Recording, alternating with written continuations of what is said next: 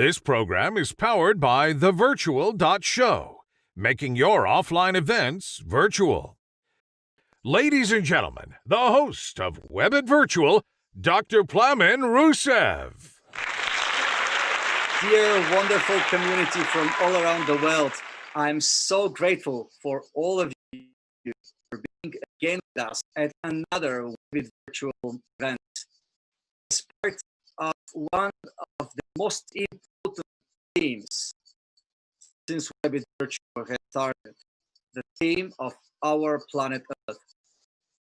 It's the week of planet Earth, and it is the day where we bring leading media representatives from all around the world to reflect on the current challenges and hopefully to discuss trends. I say hopefully because when I say hopefully, I mean we discuss trends of social abundance. We discuss trends of how we are going to go back to the roots of living in synergy with our planet, with our home. You might wonder why and how it happened that I decided to go out of my virtual studio and be here outside. Well, there's a good reason. We will talk about this outside. It is not virtual. It is real. And every action we take has its impact over this virtual beauty, this real beauty around us.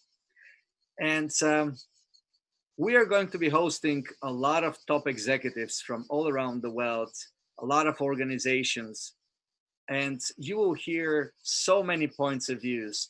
But today, we've invited people with a very strong voice, people who represent their own voice and the voice of the media they're part of, and they set these trends. They set the public opinion on a number of important topics, particularly on planet Earth and the SDGs.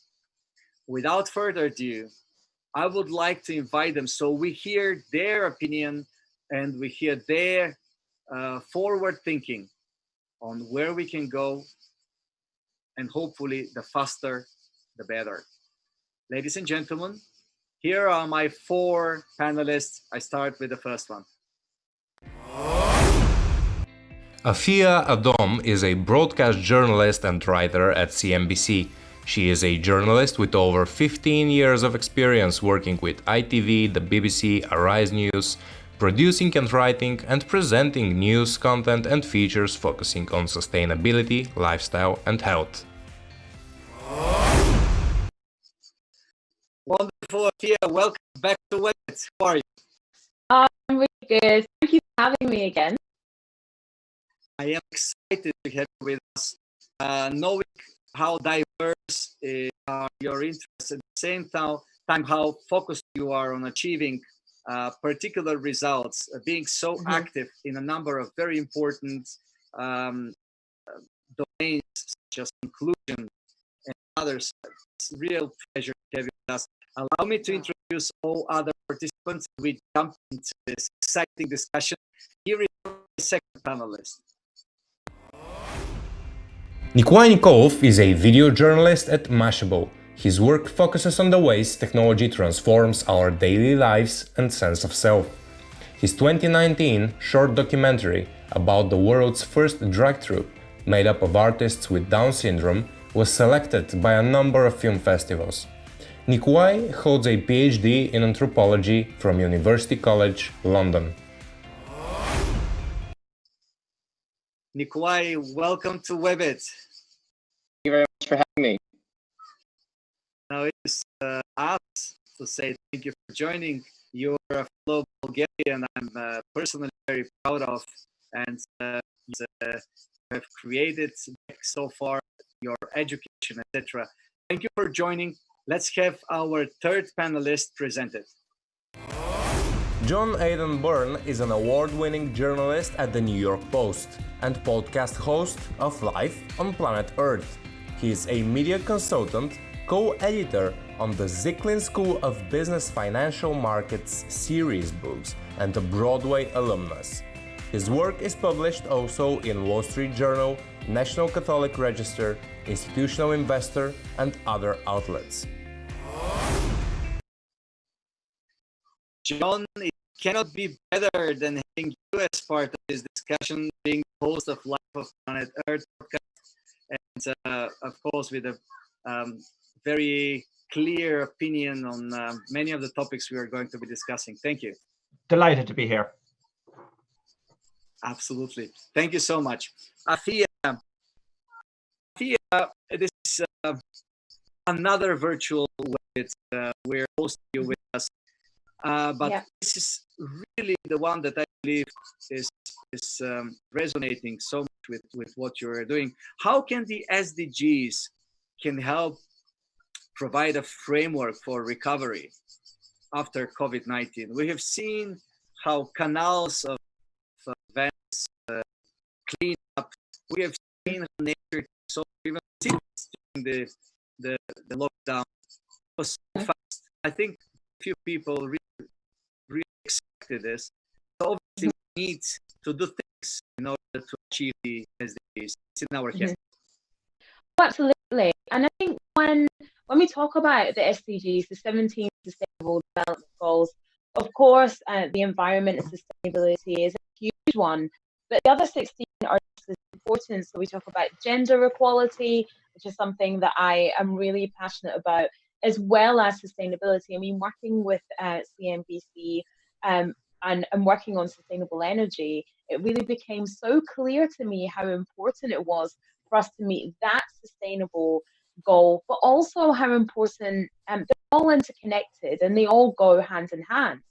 And I think that when we talk about a post-COVID-19 recovery, we have to do that with the Sustainable Development Goals in mind. Pre-COVID-19, green issues were huge issues, but they weren't addressed with the same kind of urgency that COVID-19 was, even though we were heading for a green catastrophe. And since COVID-19 hit, we know that emissions dropped, output dropped for factories, so the earth kind of cleaned up. And then we also saw sort of like nature take back the cities. So there was like goats and lambs like roaming around cities in the UK, and people were like, what is this? And it's because there was no people around, and nature felt like it could kind of have a bit of a recourse. And so I'm not saying that we need goats and sheep to take over cities again, but what I am saying is when we recover from COVID-19 and the recovery that we're in now, it needs to be a green recovery.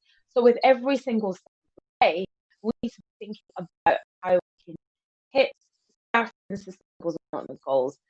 So the few of them I think are most important. So of course, goal 3 is good health and well-being. When we're talking about COVID-19, good health and well-being absolutely goes hand in hand with that. There's countries all over the world, the US and the UK, Italy, Spain, that have realized how fragile their healthcare systems are. And that wasn't realized until COVID-19 hit. And we saw our healthcare systems fracturing from top to bottom. Was when we also realized certain inequalities that we've talked about before in our last WEBIT, when we talked about the inequalities when it comes to people, to Black people living in European countries, and because of issues like weathering, because of generational trauma, and because of socioeconomic factors, they are more susceptible to dying from COVID-19. I think the statistic here in the UK is if you're a Black woman, you're 4.9 times more likely to die from COVID-19. Aside from that, if you're a Black woman in the UK, you're 5 times more likely to die in childbirth and pregnancy than your white counterparts. Now, COVID-19 showed us where our failures were in reaching goal 3, health and well-being. So part of our recovery has to be recognizing these factors, reading between the data points, and using that as a way to rebuild our healthcare systems. So that could be in any way. I mean, Plamen, we talked about data and how data and AI can help with our healthcare systems, and using those advances can help us reach better healthcare systems, therefore hitting goal 3, health and well-being. So that's one part that I feel is really, really important. And of course, decent work and economic growth. That's another one. Goal 8 that we need to hit. Goal 10, reducing inequalities. Goal 16, peace and justice. And we know that the UN have called for, because of COVID-19, for there to be a worldwide ceasefire. So I think it's really important when we talk about sustainable development goals that we're not just focused on sustainability and we're not just focused on green recovery, but also how we can hit the other 16 goals to make sure goal 17 of a greener earth and increased sustainability is hit as well. But of course, Afua, you have listed almost all, and I hear you very well. If we try to be a little bit more actionable, I think if we go for the path of result-oriented approach, we should most probably use technology in order to solve the challenges that basically technology brought to us. And this is a question to Nikolay. Nikolay, you are a lead video producer at Mashable, focusing at sustainability and design. Obviously, we have discussed initially that this is focused on planet Earth discussion. But at the same time, let's see in general what kind of innovation has spurred out of this COVID crisis. Do you think that part of this can be used for achieving sustainability, resilient development solutions, and supporting the achievement of the SDGs faster? Yeah, I mean, I've been thinking about this a lot, and I think it's important to put where we are today to 5 years ago when the SDGs were passed unanimously globally, and the agenda was set for the next 15 years. 2015 was a year of economic progress. It was a year of fairly good international relations between countries. It was a year of hope and solidarity. The Paris Climate Summit was held then. 5 years later, everything is sort of backtracking. We have an America who is trying to isolate itself. There are other countries who are also prioritizing their national interest over the international interest. So we're living in a very different world. And most importantly, after the coronavirus pandemic swept across the world, it's clear that the global economic system just simply doesn't work the way it's supposed to work. And the thing that I've found, which I think is the most fascinating thing when it comes to technology and innovation, is that after the coronavirus hit, it hasn't been groundbreaking innovations that have moved the needle forward, but it has been individuals mostly with access to cheap technology like 3D printing, who are getting together and helping their local communities just because nobody else is stepping up. So I'm talking about, a teenager in the Philippines who used his school 3D printer to design his own face shield design that he then 3D printed overnight and created, let's say 200, 300 a week and gave that to, healthcare specialists around his area. That then led to another student startup that used to make prostheses made from 3D printed materials, affordable prostheses. And they switched their entire business model to start making, 2,000, 3,000 visors a week for healthcare professionals in Scotland. And the reason why these people were stepping up because governments didn't have stockpile they need, didn't have the personal protection equipment for the healthcare professionals, and weren't protecting them, and they were putting them at risk. It was because companies like Apple and Microsoft were slow to adjust their supply chains, and they started producing masks in the millions weeks after all these decentralized actors started doing the work that they needed to do to save lives. And what that showed to me is that while we're used to getting a new iPhone every year, and while we're constantly talking about new technology in either in the consumer sector, but also, we're talking about sending, people to Mars in the next couple of years. But when a pandemic hits, it shows that we're utterly unprepared to deal with something like that right here on Earth. And it's actually people who have access and resources to technology such as 3D printing that are actually making very big changes to their local communities and are actually saving lives. And I think that's the biggest takeaway, that the big technology companies, the big innovators that we have been relying on for the past 20 years, just simply were too slow and too rigid to react quickly enough. And it's actually people who don't have the money, but who have some know-how, some technological know-how, and some basic equipment that were the first to step up and make a difference. Thank you so much, Nikolay. Listening to you, I was thinking, what would be the biggest waste of a technology advancement? And I'm coming up with one, maybe you will come with much more, but this is using the latest iPhone for nothing but beautiful selfies, right? What a waste. Isn't it? I mean, John, what do you say? Are we learning lessons from coronavirus crisis pandemic to really help us achieve the UN SDGs, or we will continue this restless, irresponsible lifestyle that we were having as a humankind? I think somebody once called that frenetic consumption. I mean, we've clearly learned lessons from COVID-19. The question is, have we learned the right lessons? Are they going to be everlasting? Will we forget about them as soon as we come out of the crisis? That's the big question.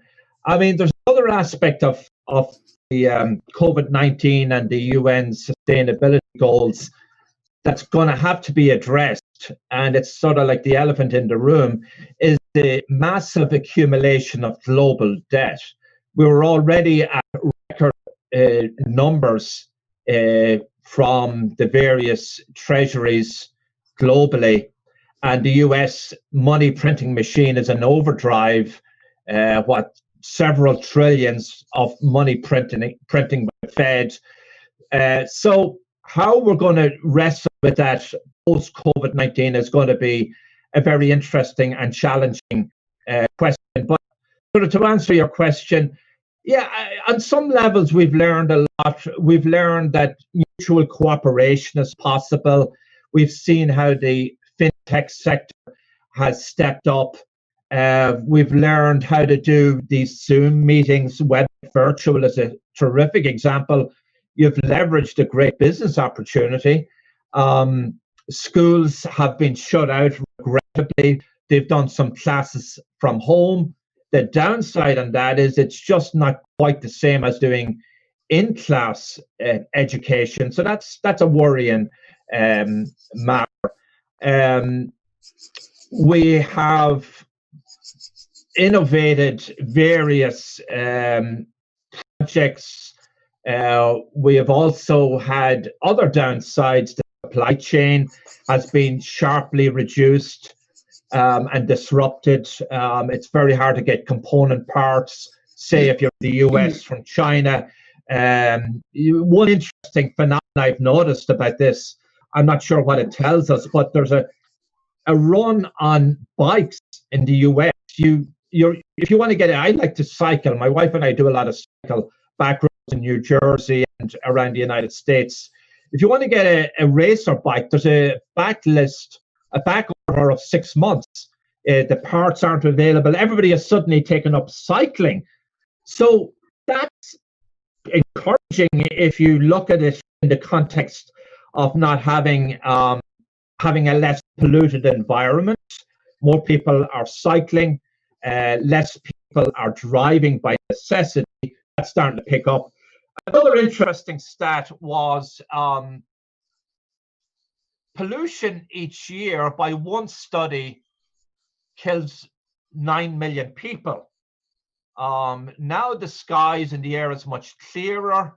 Not to underestimate or be callous or cold, because it's deeply distressing the number of people who have lost their lives by COVID-19, something like 600,000 worldwide. But net, more lives have actually been saved. There's a kind of a bizarre irony of this COVID-19 because of the clean environment. So I think scientists will look at that, what we can do better. Do we have to accelerate in a sensible, ethical fashion to move to clean energy? And then the other takeaway, the big takeaway, the other speaker, very interesting comments about America isolating itself. On one level, that's true, but I think that you'll see that trend worldwide as producers, manufacturers, and distributors look at supply chain. We will just look. We will have to look at how we do things differently going forward, and see, can we move. In America's case, I think you're going to see a lot of production move back to the US from places like China, because as we're learning now, it's very difficult to get some supplies. John, your words are there to stay, and we will see the reflection from our community. But what you touch is, I think, the surface. Let's go a little bit deeper and start defining SDG by SDG and how we can achieve them. Let's go now to gender equality, because it's you threw some numbers when it comes to the real impact of the and there are different numbers. That's the whole thing, that we never have really clear numbers to compare. That's weird. We thought that we have developed economies and statistics and stuff, but now you cannot really compare numbers. That's ridiculous. Anyway, gender equality has been a big issue before and after the pandemic. Let's see how the lessons that we've learned from COVID can push gender equality in this, whatever normal, not normal, new normal, whatever you call it, follows AC after COVID. What do you think, Afua? Well, I'm not sure if COVID-19 and gender equality are totally, related to each other. That's an ongoing debate, and to achieve what is the right outcome in terms of, as you describe it, gender equality as it listed on the UN's sustainability goals, I think for any success to be achieved, we have to get buy-in from both sides, from both the left and the right of the political spectrum, or we're going to be sort of stuck in status quo. And I think of the Chancellor of Austria, who has sort of a broad coalition, as it were, with the Greens. So I think we have to look for some commonality, some unity of purpose, and at least agree on all the goals that are acceptable on both sides. Because as we see right now, it's a very divided political landscape. If you just looked at the recent outcome of the election in Poland, and even in the US, I think we have to form coalitions of both sides that will agree on aspects of the UN's goals, and then go forward and aim to achieve them. Indeed. I'm less scared from COVID and the economic crisis rather than the political crisis that Europe is within. But we will talk about this also with Nikolay for US. Yes, Afua, please go ahead. Just to pick up on talking about gender equality as SDG goals and COVID-19, I would actually disagree with you there, because COVID-19 and gender inequality are inextricably linked. 527 million women in the world work in the four sectors that were hit hardest by COVID-19. So that is retail, food service industry, social care, and healthcare. So basically, they are your frontline workers. That's 527 million women who couldn't work from home, who couldn't stay at home, who were at the forefront, who were part of the soldiers, the new superheroes when it came to COVID-19. So they were the people that were going out doing all the work. 740 million women are part of an informal economy. So COVID-19 has directly and will continue to directly hit women harder than men. We know that in the home, women have taken up the roles are more likely, sorry, to have taken up the roles of the home educators, as well as working from home. We know that women are predominantly the single parents of single parents families, so would be directly hit by working from home and raising children without a partner.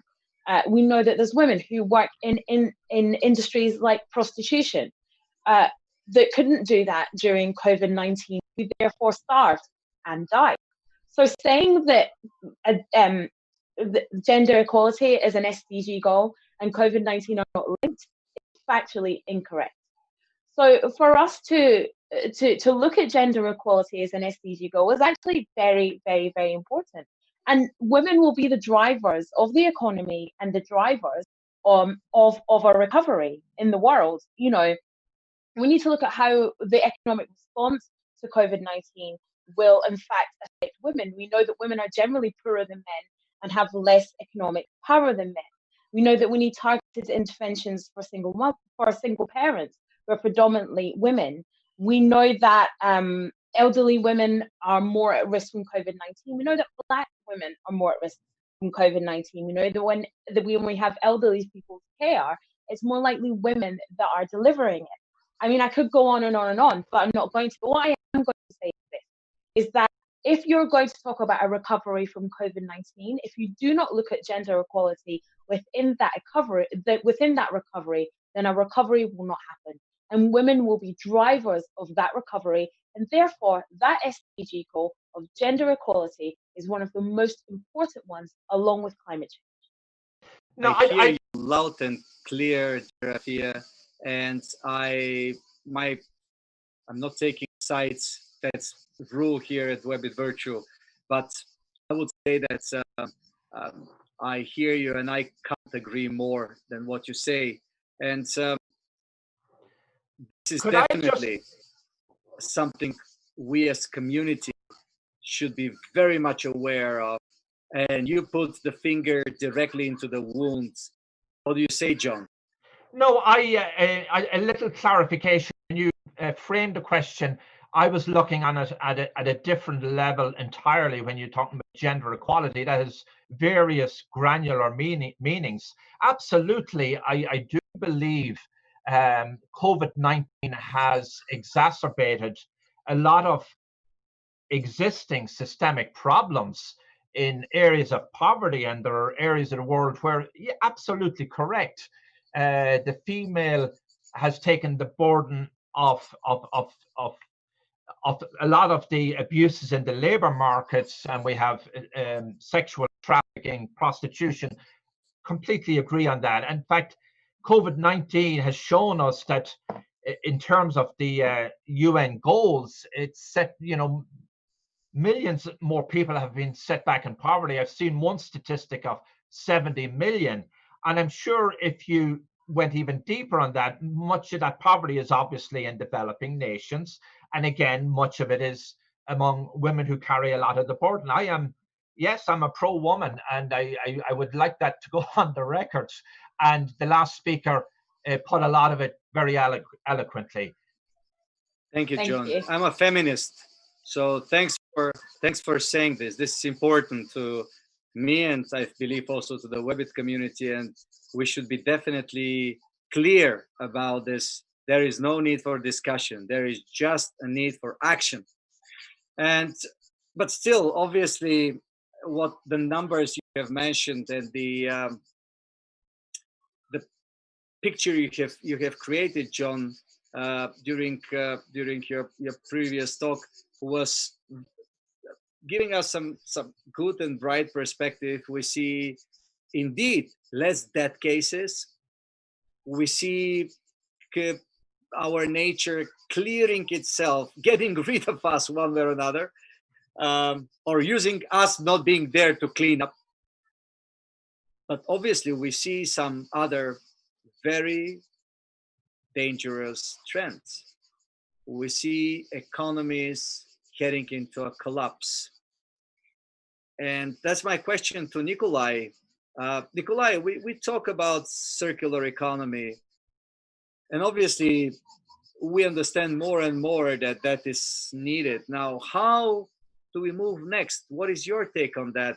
How are we going to build a closed loop global economy that is built on sustainable, resilient development solutions, but above all, that works for all the people, not just for some of them?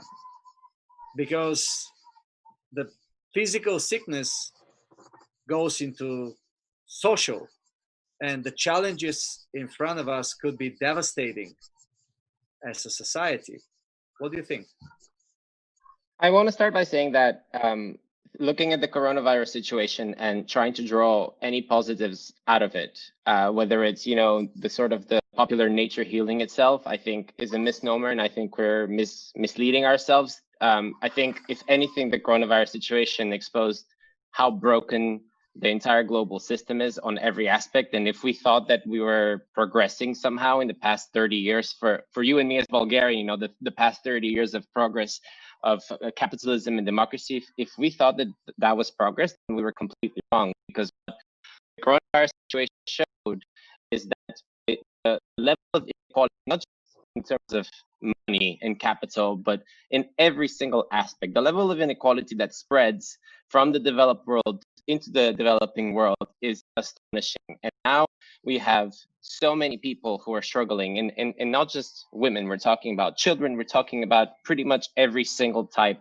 of person across the world. And to say that anything good has come out of this is wrong. But I think from my reporting, what has come out is that many people are starting to recognize that this is the bottom and we really need to make a difference. And the reason why I say it is that people have tended to vote for populists in Europe and in Asia and in America because they got used to a sense of normality, a sense of status quo. And now we're getting to know that that is simply not sustainable and we cannot continue going that way.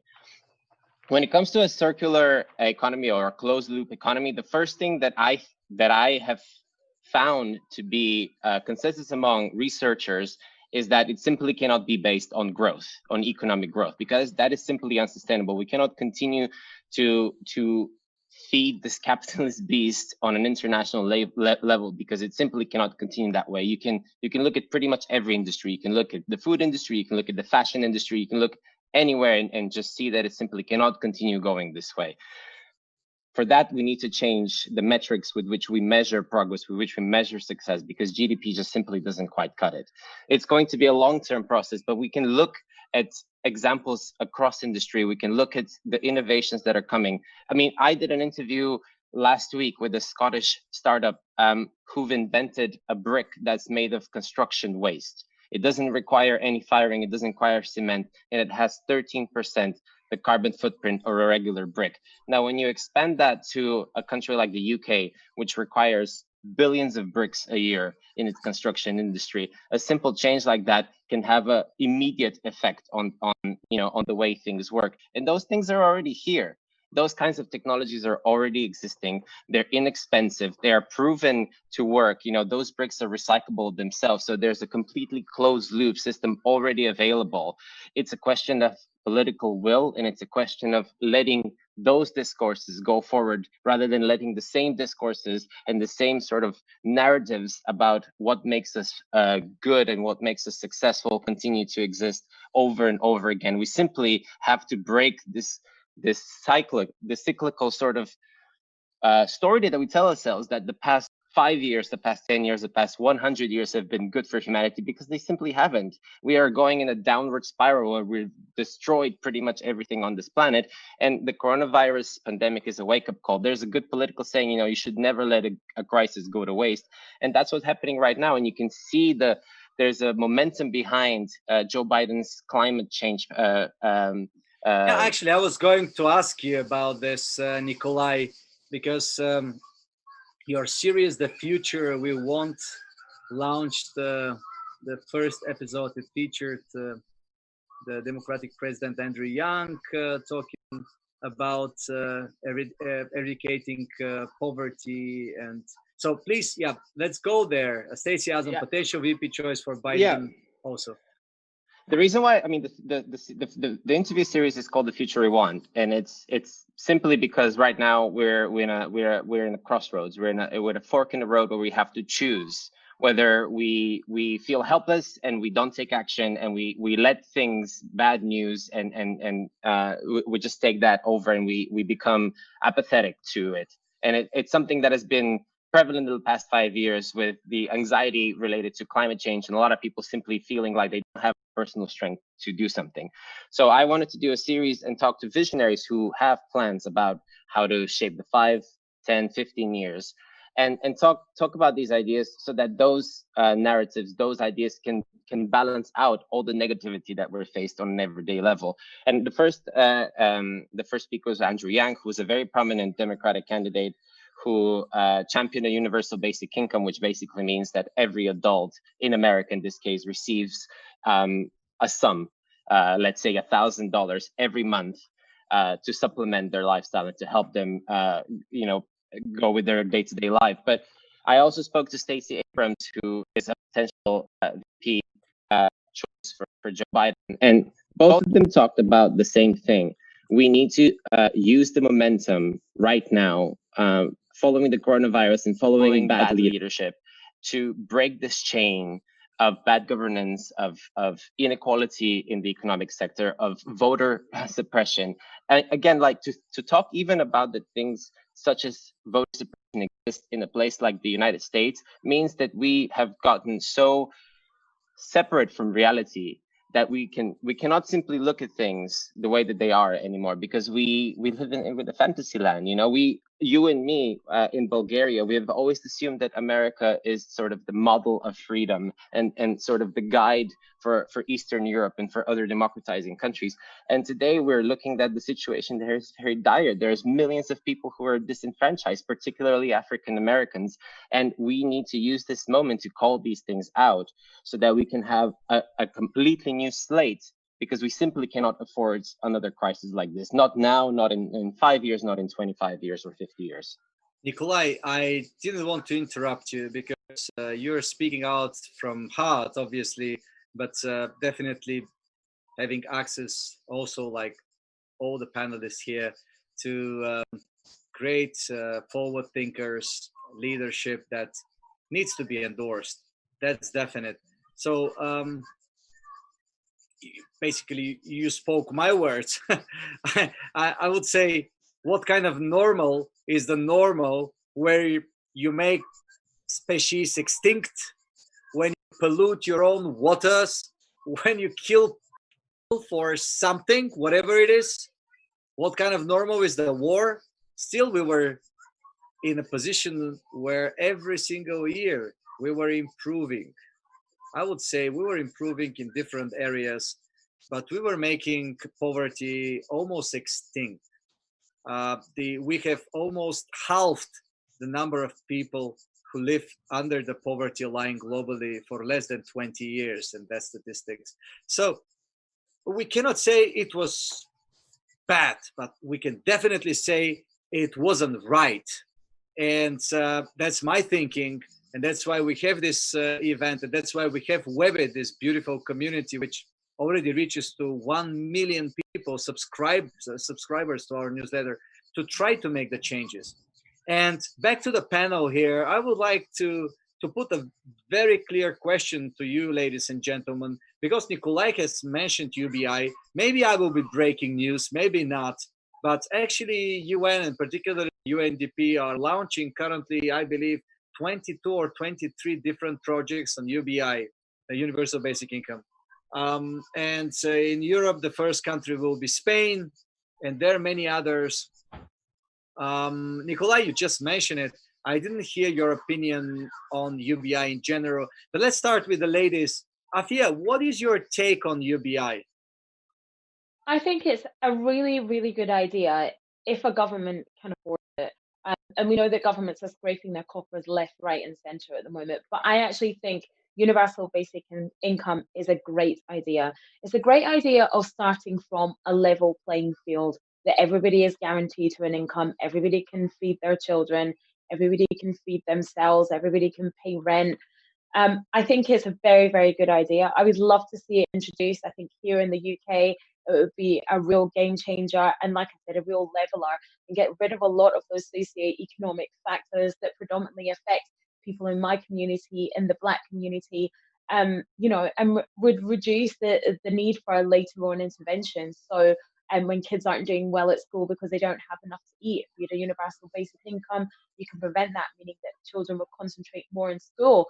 Might mean that parents can be there more for their children because they don't have to take on 2 or 3 jobs to feed those children because they're fed by that universal basic income. You know what I mean? So when you can start from a leveler, when you can start from something that's going to mean people can feed their families, I think it's a brilliant idea, and I would love to see it introduced. I hear you, Afia. Myself, coming from most probably one of the poorest families in Bulgaria, and your family is also coming from grounds that needed you to make the change and the challenge.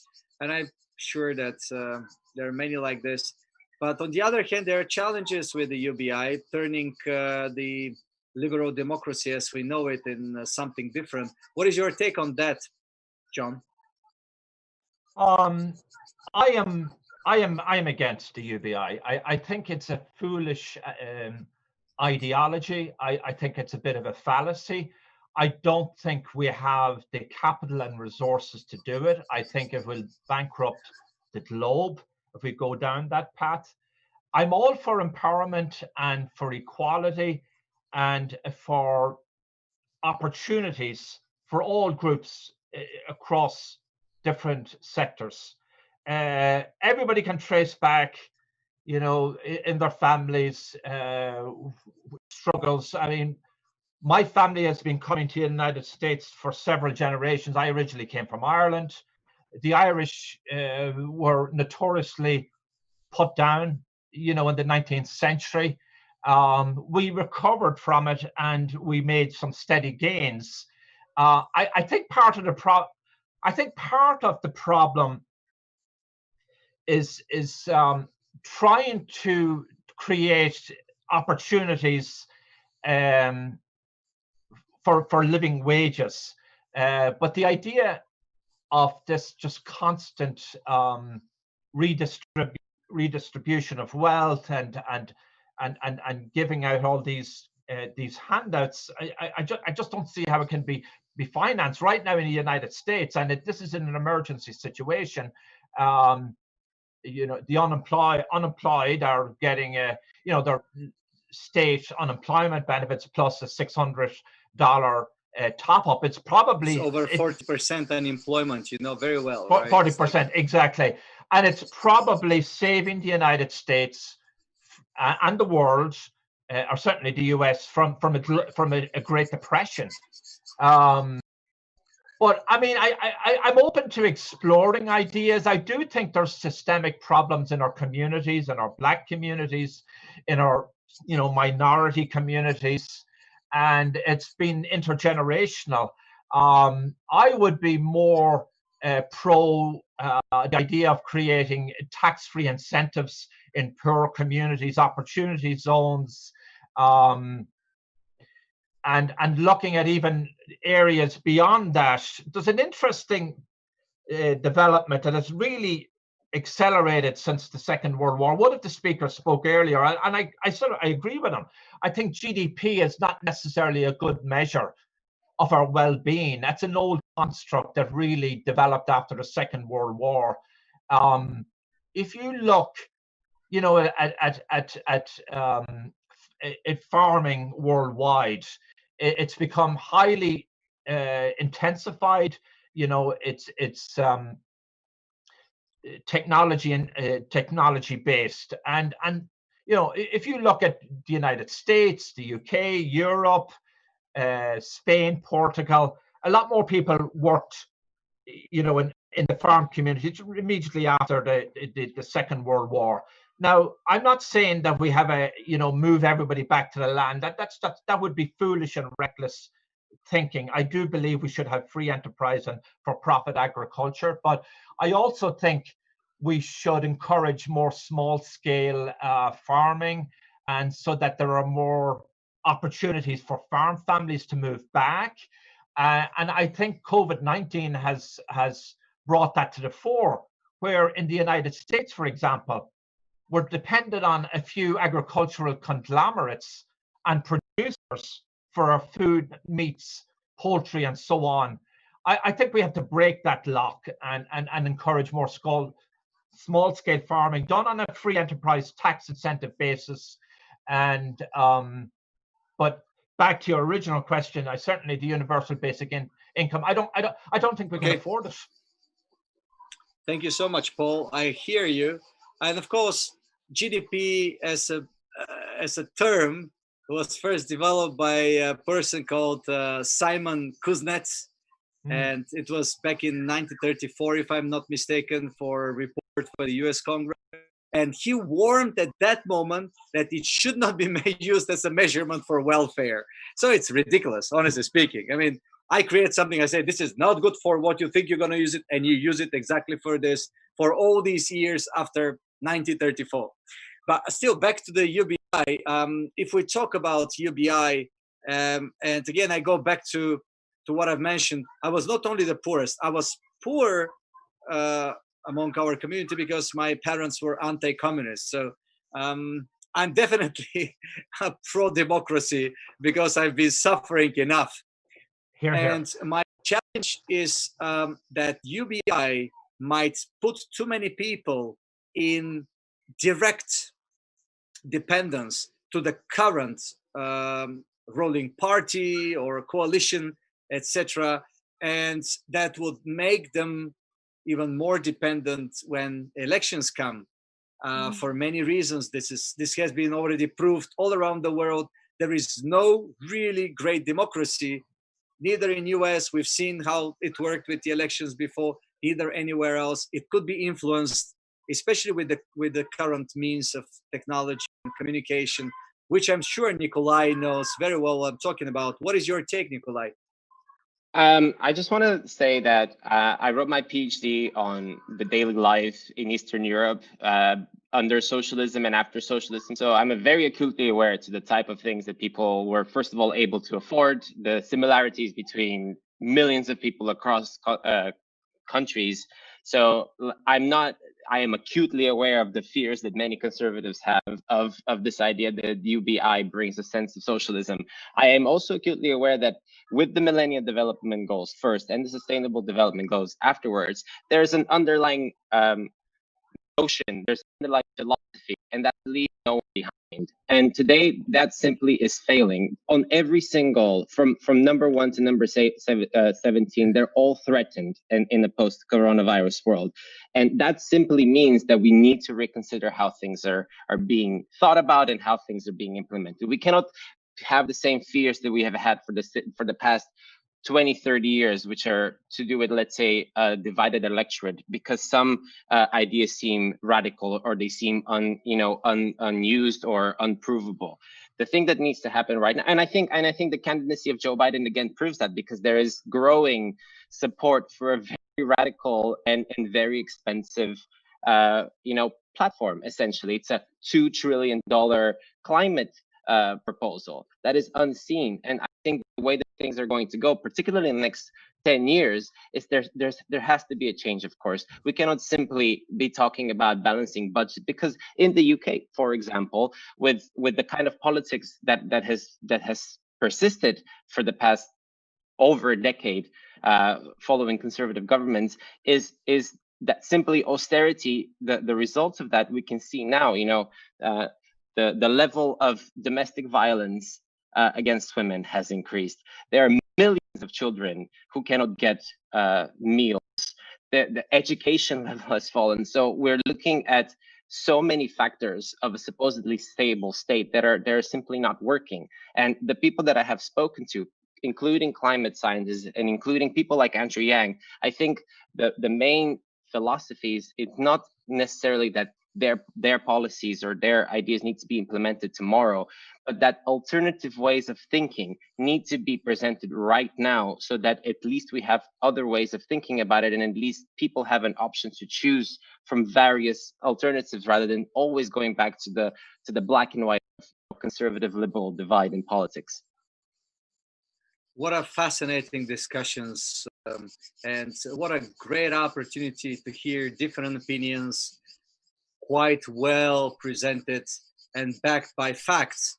So obviously, as Nikolay said, this is not black and white, but where we have to go is the question here. We have to wrap up, dear ladies and gentlemen. So in regards to where we are currently, we see still huge uncertainty when it comes to COVID and how this whole thing is going to develop. But definitely we see one thing, which was there and is here to stay. It is the human acts of whatever you call, whether it's in industry or it's in anything, that definitely impact, actually the right word is damage the planet Earth. And we all know we don't have much time. So we've been from anywhere from climate change to the societal changes that we are going through. If we have to wrap up now, and we have to, what would be the next immediate steps, Afua, you would see as a must to go in the next 3-6 months? Let's not forget, it's an upcoming UNGA, and there are many other things happening, and we will all be listening. There is another big WEBIT coming up in November. We work together with World Economic Forum on selecting solution providers for overcoming COVID challenges. So we started working, all of us, between each other, between the communities. What must be the immediate, you believe, Afua, must be taken in account for the next months until this year? Gosh, there's a lot of things. I think if we talk about it in relation to our SDG goals, that the recovery must be a green recovery. So when we're talking about rebuilding the economy, we have to do this with climate change in mind. Before COVID-19 hit, we were on course to 3.2 degree temperature rise in our environment. We have to be on course to make sure that that doesn't happen. So a recovery has to be a green recovery. So green jobs, green infrastructure, green projects all across the board that can pick up employment, with sustainability in mind, or else it will be absolutely pointless. We have to have women at the forefront of our recovery. We have to make sure that women's issues are protected going forward. When you protect women, you protect families. And we have to make sure that the health and well-being sustainable development goal is also maintained and reached, because, you know, we were in the middle of a healthcare crisis. And like I said earlier, that's where we saw the cracks in our health infrastructure. So we have to make sure that the health infrastructures of governments all around the world are robust, that we have measures in place to make sure that, God forbid, if a second wave comes, that healthcare can deal with that. So that's about advancements in technology. It's about using AI and being open to using these things to make sure that health structures are robust, and then that will help us meet the health and well-being goals. So those would be the 3 things that I think are most important. Thank you so much, Afua. John? I think one of the immediate priorities, if you will, is some kind of a debt management summit after we come out of COVID-19, just giving the escalating global debt. And in tandem with that, governments nationwide may have to consider some kind of bond programs for recovery, like we've had during the various First and Second World War, where individuals and even corporations can buy these bonds for recovery. Realistically, I think we're in a very treacherous situation. I know the US is basically able to get through this, in my view and the view of many economists, because we're the reserve currency. People will take our dollars. So that would be one of the key. The other key would be looking to corporations and wealthy families to what I'm reminded of scripture, to whom much is given, much is required, that they step up and set aside funding for our recovery. I'm not talking about imposed by government. I'm not talking about punitive taxes, but various large corporations that still have a good treasury, set aside funds for our recovery and wealthy individuals, and they deploy resources and look at maybe creating new job opportunities in association with governments. I think we've a heck of a lot of problems, but I think we can come out of it if it's intelligent. We probably also need some kind of a global summit. We can look at the green technologies and a green recovery. I don't know anybody on either side of the aisle who doesn't want a clean environment and doesn't look up at the stars at night saying that's beautiful. We all are on that same page. The problem is in all the details. It's a very divisive issue, and I think that's why it's very hard to get total momentum. We have to get buy-ins from both sides and agree on some, at least minimum set of standards, and let's get it done. Thank you so much, John. And Nikolay, you have the last word from this panel today. I think, what should we do in the next 6 months to fix? I don't think we can fix very much in the next 6 months, but I think we can tell better stories about the path that we need to take right now to create the change that needs to happen in the next 5 to 15 years. I agree very much with Afua that we simply cannot leave anyone behind, and we need to prioritize the needs of the most vulnerable in society, globally speaking. And I think the one thing that we have learned post-COVID is that we simply have to act as an international society. We can no longer ignore each other and act all alone, because the results are so immediate and so destructive that simply cannot work for us anymore. And I also believe that the only way forward is in a green future, a sustainable economy, a circular economy, where things are not done solely for profit, and those profits are reaped by a number of individuals who collectively hold the same amount of wealth as 98% of the rest of the population. We simply need to change the way that the scales are balanced in order to give a chance for those people who are now suffering the most. God forbid there is a next crisis like that, so that they're not as hard hit that time.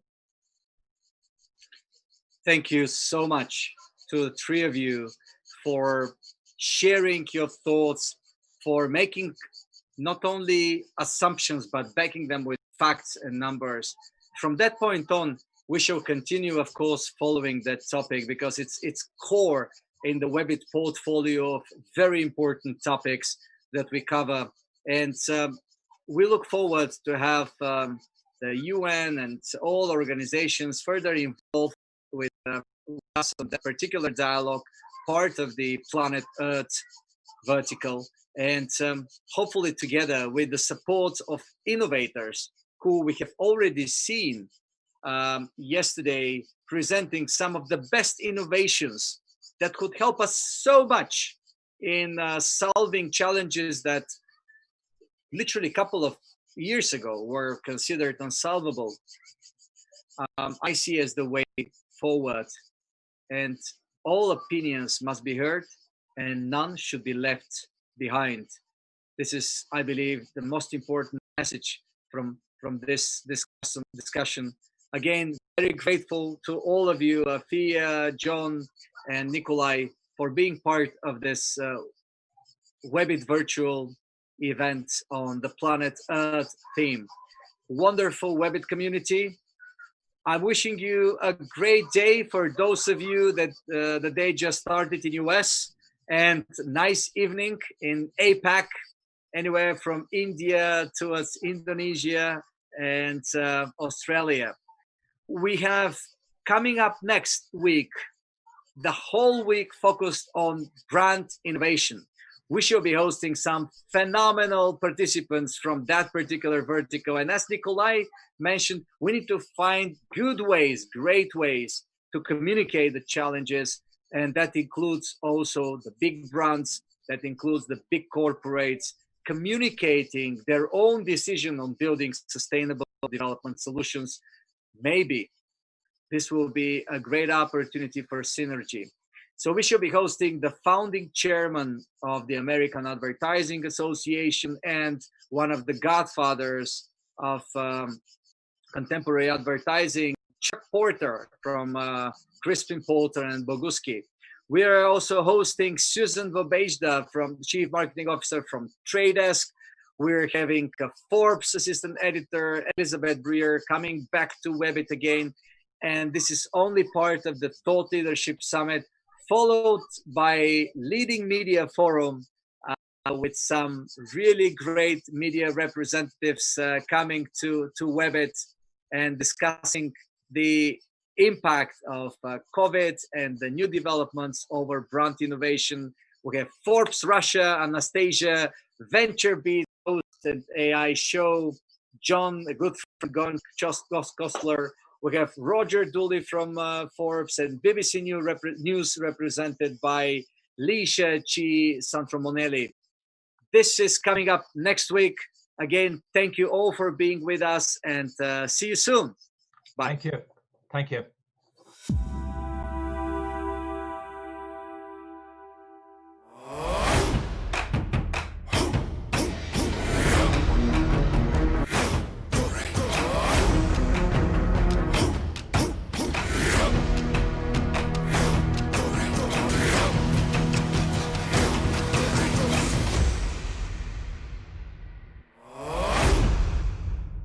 This program is powered by thevirtual.show, making your offline events virtual.